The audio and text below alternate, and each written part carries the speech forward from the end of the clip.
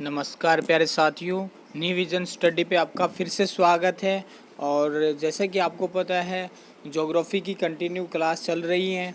तो आज हम खनिज संसाधन के बारे में पढ़ेंगे। भारत में खनिज कहाँ कहाँ पाए जाते हैं, किस किस राज्य में पाए जाते हैं, यहाँ से कितने इम्पोर्टेंट हैं, क्वेश्चन जो बनते हैं उनके बारे में डिस्कस करेंगे।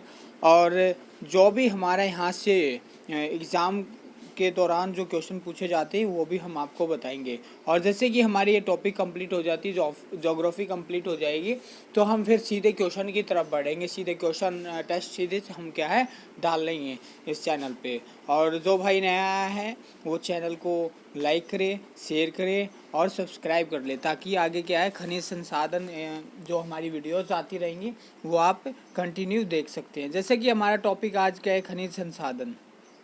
पहली तो बात यह है संसाधन होता क्या है। संसाधन एक मानव की आवश्यकता पूरी करने वाली वस्तु को हम क्या कहते हैं, संसाधन कहते हैं।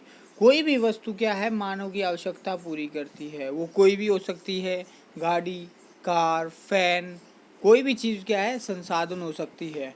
पानी, मिट्टी, क्या है सब चीज़ें क्या हैं हमारी संसाधन होती हैं। अब देखिए खनिज संसाधन क्या है। खनिज में हम बात करेंगे। खनिज किसी भी देश की एक प्राकृतिक संपदा है। क्या है प्राकृतिक संपदा। ये इसमें क्या है सभी जो चीज़ें होंगी प्राकृतिक की देन है, जो नेचर ने दी हुई है। भारत खनिज संसाधन की दृष्टि में धनी देश है। भारत में अनेक प्रकार के क्या है खनिज पाए जाते हैं। अगर देखा जाए भारत में बहुत सारे खनिज पाए जाते हैं। उदाहरणतः लौह इस्पात, मैग्नीज, तांबा, सीसा, जस्ता और चूना पत्थर, जिप्सम, टंगस्टन, बॉक्साइट आदि क्या है हमारे यहाँ खनिज पाए जाते हैं। बात हम करेंगे धीरे धीरे क्रम अनुसार पढ़ते चले जाएंगे। जो जो हमारे लौह इस्पात आएगा उसके बारे में पढ़ेंगे कहाँ कहाँ क्या है। तो अभी चलिए, भारत में 2011 और 12 में कुल 89 खनिजों का उत्पादन हुआ है, जिसमें से 68 से लेकर 64% का बड़ा ही हिस्सा इंजन खनिजों का था। उसके बाद खनिज मूल्य की दृष्टि से शीर्ष 5 राज्य, देखियो जो खनिजों की दृष्टि से हम देखते हैं, जो शीर्ष 5 राज्य हैं, पहले उड़ीसा है, राजस्थान है, आंध्र प्रदेश है और छत्तीसगढ़ और झारखंड है। उसके बाद हम बात करते हैं विश्व में संचित भंडार में भारत प्रथम स्थान पर है। देखिए जो अगर हम खनिजों की बात करें तो भारत किस स्थान पर है, प्रथम स्थान पर आता है। भारत में जियोलॉजिकल सर्व ऑफ इंडिया खनिजों के सर्वेक्षण एवं विकास का कार्य करता है। खनिजों को मुख्यतः 2 भागों में बांट दिया गया है। अब देखिए ये बहुत ही यहाँ पे कई बार ये है जो सब्जेक्टिव पेपर में भी ये क्या है डेफिनेशन पूछ ली जाती है, हमारे खनिज कितने प्रकार के होते हैं। खनिजों को हमने 2 भागों में बांट दिया, एक होता है धात्विक खनिज और एक होता है हमारा अधात्विक खनिज। उसके बारे में हम आगे चलते हैं। जो भारत के जो प्रमुख खनिज हैं, जो प्रमुख खनिज हैं उनके बारे में अब हम धीरे धीरे डिस्कस करते रहेंगे। जैसे कि अब आपको स्क्रीन पे दिखाई दे रहा है लौह अयस्क। तो इसमें हम बात करेंगे लौह अयस्क के निर्माण में भारत का चौथा स्थान है। विश्व में कौन सा स्थान है, चौथा स्थान है। मोस्ट इम्पॉर्टेंट क्वेश्चन है, कई बार पूछ लिया जाता है।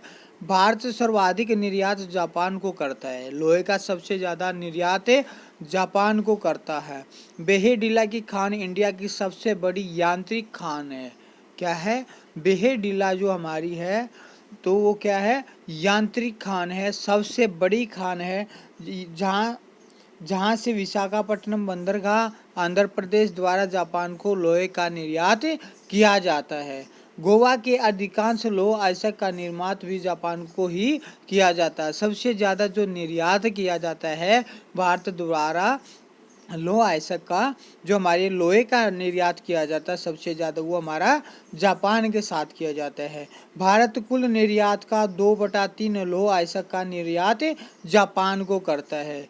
मान लिया जाए 3 वस्तु हमने लोहे की बनाई है, तो उनमें से 2 वस्तु किसको दी जाती हैं, हमारी जापान को दी जाती हैं। उसके बाद हम बात करते हैं विश्व में सर्वाधिक लोहे का उत्पादन चीन, पहले स्थान पर कौन सा आता है, चीन आता है, फिर आता है ब्राज़ील, उसके बाद क्या है ऑस्ट्रेलिया आता है।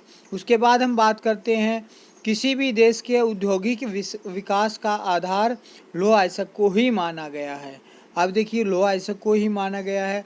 यह देश की अर्थव्यवस्था का आधार है। यह भूमि में शुद्ध रूप से प्राप्त नहीं होता। देखिए यह देश की अर्थव्यवस्था का बहुत ही इम्पोर्टेंट हिस्सा माना जाता है। यह भूमि में शुद्ध रूप से प्राप्त नहीं होता, अशुद्ध रूप में क्या हमें ये प्राप्त होता है। नेक्स्ट देखिए इसमें जो पॉइंट दिया गया है, मुख्यतः लौह अयस्क में हमें 4 प्रकार की भूप्रपाटी में पाया जाता है।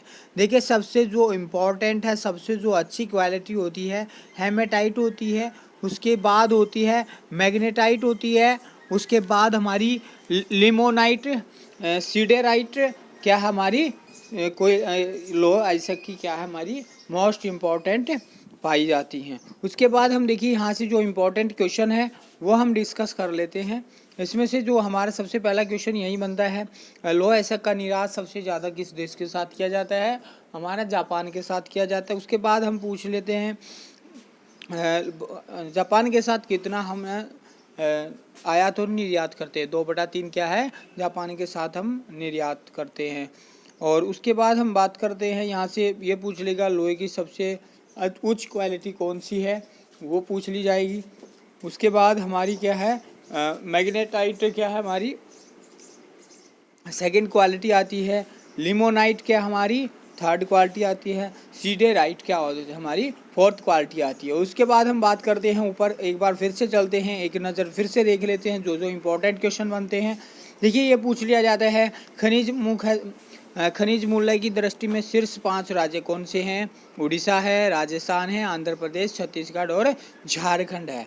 अब बात करें तो भारत कौन से स्थान पर है? प्रथम स्थान पर है।